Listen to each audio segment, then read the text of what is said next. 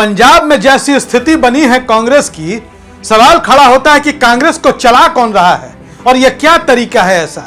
विधानसभा के चुनाव नजदीक हैं, कई कोड़ों में मुकाबला है, पंजाब में चुनौतियां बड़ी हैं, कांग्रेस के सामने अवसर है, एक एक राज्य कांग्रेस के लिए महत्वपूर्ण है और कांग्रेस में बगावत की बू आने लगी है। आज इस विषय पर हम विस्तार से चर्चा करेंगे। आपका स्वागत है सियासी पिच पर। मैं हूं सिमरनजीत सिंह। लगातार आपको खबरों से अवगत कराता हूं, खबरों के साथ जो सियासी विश्लेषण होता है, जो अपडेट होता है, मैं अवगत कराता रहता हूं। बात करेंगे पंजाब की।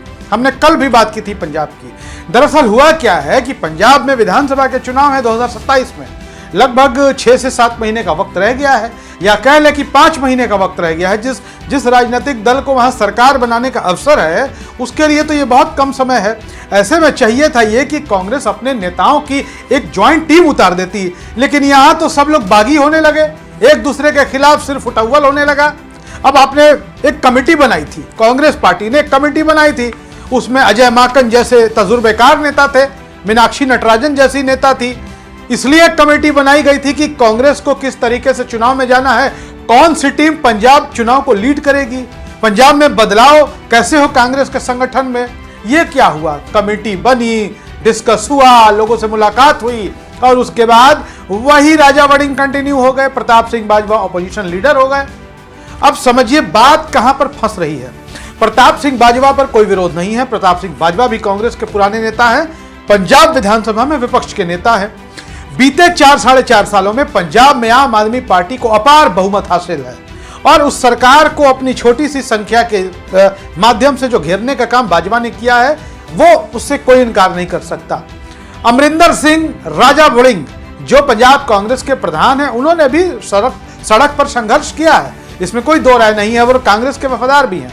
लेकिन क्या राजा वड़िंग के चेहरे पर पंजाब में चुनाव जीता जा सकता है? सवाल है नहीं। चरणजीत सिंह चन्नी, अब चरणजीत सिंह चन्नी के बारे में क्या ही कहा जाए। पार्षद से लेकर के मुख्यमंत्री और सांसद तक का सफर उन्होंने कांग्रेस से में ही तय किया और अब कांग्रेस को ही आंख दिखा रहे। तो सवाल पैदा होता है कि कांग्रेस चला कौन रहा है। कांग्रेस इस देश की सबसे पुरानी पार्टी है, इस देश की सबसे प्रमुख विपक्षी पार्टी है। कांग्रेस ने न जाने कितना संकट झेला है, कितना तूफान थपेड़े सब कांग्रेस ने सहा है। कांग्रेस में जितना बंटवारा हुआ, कांग्रेस में जितनी टूट हुई, वो किसी से छिपा हुआ नहीं है। उसके बावजूद कांग्रेस आज खड़ी है। कभी कभी तो लगता है कि कांग्रेस को भगवान चला रहा है।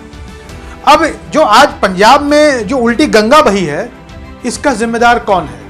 वो कमेटी जिसमें अजय माकन और मीनाक्षी नटराजन और एक सांसद और एक नेता और थे कांग्रेस के, जिन्होंने ढंग से इस मामले को हैंडल नहीं किया, या फिर केसी वेणुगोपाल जो कांग्रेस के संगठन महासचिव हैं, या फिर कह लें कि जो प्रभारी भूपेश बघेल हैं, वो जिम्मेदार हैं। किसकी जिम्मेदारी मानी जाएगी? अब आप एक बात को समझिए कि जब हम रिपोर्ट्स तैयार कर रहे थे तो सूचना मिली अलग अलग सूत्रों से। किसी ने बताया कि पंजाब में जो वो टीम बनी थी, उसने विजय इंदर सिंगला का नाम फाइनल कर दिया था, लेकिन विजय इंदर सिंगला के नाम पर कांग्रेस का दूसरा जो ग्रुप था वो एग्री नहीं था, सहमत नहीं था। विजय इंदर सिंगला के बारे में बता दें कि वो भी पुराने लीडर हैं, कांग्रेस के संगठन से जुड़े हुए हैं, सांसद भी रहे हैं, विधायक भी रहे हैं, मंत्री भी रहे हैं। और विजय इंदर सिंगला के नाम पर किसी को आपत्ति है, राजा वड़िंग के नाम पर किसी को आपत्ति है, चरणजीत सिंह चन्नी के नाम पर किसी को आपत्ति है। ऐसे ही एक एक करके सबके नामों पर आपत्ति होती रही, तब तो हाईकमान का कोई मतलब ही नहीं रह गया, अनुशासन का कोई मतलब ही नहीं रह गया। जिस दल में आप होते हैं, पार्टी आपको सब कुछ देती है। ये कांग्रेस के साथ बड़ा दुर्भाग्य है, विडंबना है। और ऐसे नेताओं का क्या भविष्य? अभी कांग्रेस कमजोर है तो जाहिर तौर पर वो इन नेताओं की बात सुन लेगी, लेकिन वक्त तो बदलेगा, एक दिन कांग्रेस मजबूत होगी। उस दिन ऐसे लोगों की स्थिति क्या होगी? सबका नाम नोट हो रहा है, कौन कौन क्या क्या कर रहा है। कांग्रेस में एक ऐसी टीम भी है, राष्ट्रीय दल है, सत्ता चलाने का पुराना अनुभव है। कौन पत्रकार, कौन नेता, कौन केंद्रीय एजेंसी, कौन विपक्ष, कौन अपना नेता, इस दौर में क्या क्या कर रहा है, तो सबसे निपटने का एक वक्त तो आएगा। खैर, हम आपको बता दें कि विजेंद्र सिंगला के नाम पर किसी को आपत्ति हो जाती है, वड़िंग के नाम पर आपत्ति हो जाती है, चन्नी के नाम पर किसी को आपत्ति हो जाती है। अब चरणजीत सिंह चन्नी ने कल अपने चमकौर साहिब के मोरिंडा स्थित आवास पर बैठक बुलाई। लोगों का कहना है कि 7-8 एमएलए आए, किसी ने कहा 3-4 एमएलए आए, सांसद के रूप में वो खुद मौजूद थे। कई कांग्रेस के सांसद पंजाब में हैं जो वहां पहुंचे ही नहीं, उन्होंने चन्नी पर ही सवाल उठा दिया। तो एक एक करके सब एक दूसरे पर सवाल उठाते रहेंगे तो पार्टी ऐसे कैसे चलेगी। राहुल गांधी की स्थिति को समझिए। राहुल गांधी चाहते हैं कि कांग्रेस का एक मुख्यमंत्री दलित जरूर हो। चरणजीत सिंह चन्नी दलित भी हैं, सिख भी हैं, मतलब अल्पसंख्यक हैं। राहुल गांधी की नजर में वो सबसे अच्छा चेहरा है और प्रदेश का अध्यक्ष बनाने का मतलब ये नहीं होता कि वो सीएम का फेस है। अब चन्नी को ये लगता है कि राजा वड़िंग अगर प्रदेश अध्यक्ष बने रहेंगे तो सीएम की पोस्ट से मेरी छुट्टी हो जाएगी। भाई पहले तो चुनाव लड़ो, पहले तो सरकार बनाओ। पंजाब की लड़ाई इतनी आसान भी नहीं है। भारतीय जनता पार्टी बंगाल जीतने के बाद उसका पूरा फोकस पंजाब पर है।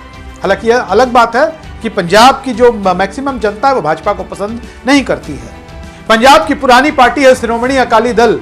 सुखबीर सिंह बादल भी खूब एक्सरसाइज कर रहे हैं। पहले के मुकाबले अकाली दल के जनाधार में वृद्धि हुई है, बढ़ोतरी हुई है।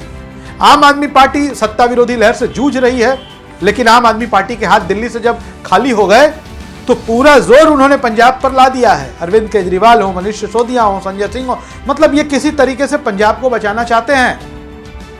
अब आम आदमी पार्टी का वोटर कौन है? जो श्रोमणी अकाली दल का कभी वोटर हुआ करता था। थोड़ी सी भी टूट फूट हुई, थोड़ा सा भी वोटों का बिखराव हुआ तो कांग्रेस के लिए एक अच्छा मौका आ जाएगा। लेकिन कांग्रेस जिस तरीके से मामले को हैंडल कर रही है ये बहुत दुर्भाग्यपूर्ण है। सबसे बड़ी बात है कि कांग्रेस में जवाबदेही तय नहीं होती। अगर आपका प्रदर्शन अच्छा नहीं है, जो जिम्मेवारी आपको दी गई है, तो आपको वहां से हटा देना चाहिए। कांग्रेस में जिस दिन जिम्मेदारी तय होने लगेगी उस दिन कांग्रेस में सुधार आ जाएगा। बहरहाल पंजाब के लिए बहुत बड़ी चुनौती है। पंजाब कांग्रेस जीत रही थी, वहां हर 5 साल पे सरकार बदलती है, ये रिवाज है वहां का। लेकिन जो तमाशा बनाया कांग्रेस के सीनियर लीडर्स ने, उसने तो पूरे उम्मीदों पर, संभावनाओं पर पानी फेर दिया। और अब एक ही उपाय है कि सीधे राहुल गांधी को इंटरफेयर करना होगा पंजाब में। राहुल गांधी आएंगे, हस्तक्षेप करेंगे, इंटरफेयर करेंगे, पूरे मामले को समझेंगे और सारे ग्रुप को एक साथ बैठाएंगे। हालांकि अच्छी बात है, कांग्रेस में बहुत सारे नेता हैं। कांग्रेस में समझदार नेता भी हैं, तजुर्बेकार नेता भी हैं, नौजवान नेता भी हैं, ऊर्जावान भी हैं। सारे ग्रुप्स को, सारी टीम को एक साथ राहुल गांधी को बैठाना पड़ेगा और बात करना पड़ेगा कि जब आप एक दूसरे को बर्दाश्त ही नहीं करेंगे तो सत्ता कहां से आएगी। देश के कई सूबे ऐसे हैं जहां गुटबाजी के चक्कर में कांग्रेस सिमट गई, बिखर गई। राजस्थान में कांग्रेस इतिहास बनाने जा रही थी, लगातार दूसरी बार सरकार बनती, लेकिन गहलोत, पायलट मिलकर के सब कुछ खत्म हो गया। मध्य प्रदेश में कमलनाथ, दिग्विजय सिंह सिंधिया, सब खत्म हो गया। छत्तीसगढ़ में खुद भूपेश बघेल, टीएस सिंहदेव, सब खत्म हो गया। ये गुटबाजी कब ठीक होगी? देश की एकता और अखंडता की बात करती है कांग्रेस, उसके अपने नेता तो एक हो जाएं। बड़ी चुनौती है, संभावनाओं का खेल है सियासत। देखिए आगे क्या होता है, राहुल गांधी क्या करते हैं। वीडियो अच्छा लगे शेयर करिए, अपनी राय जरूर लिखिए। धन्यवाद।